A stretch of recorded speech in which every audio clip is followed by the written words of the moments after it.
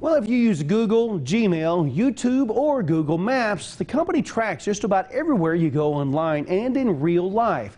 There is the option to turn off those settings on your phone, but as Jamie Tucker explains, a new lawsuit claims Google is making it very difficult.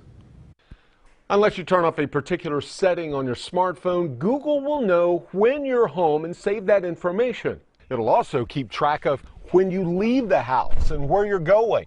Clearly, most of us would like to turn that feature off. If you have an Android phone, Google's made that pretty difficult. On an Android device, we'll go to Settings. You have to look to find privacy about halfway down the page. It's buried in the Biometrics and Security settings. Well, here you can turn off location tracking. If that's left turned on, and it probably is on an Android device, Google has captured and saved every place you've traveled, even if it's just from your home to work to a coffee shop. You can see your location history here and delete it.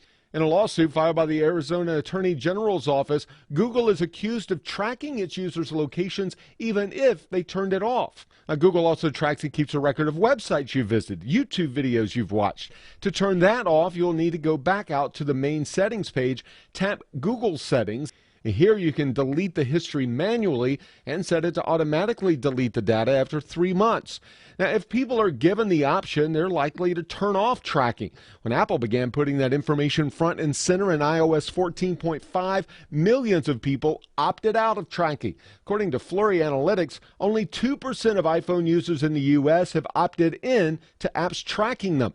This applies to people with Android phones. If you're an iPhone user, you can turn off location tracking for any app, including Google Maps. It'll still work.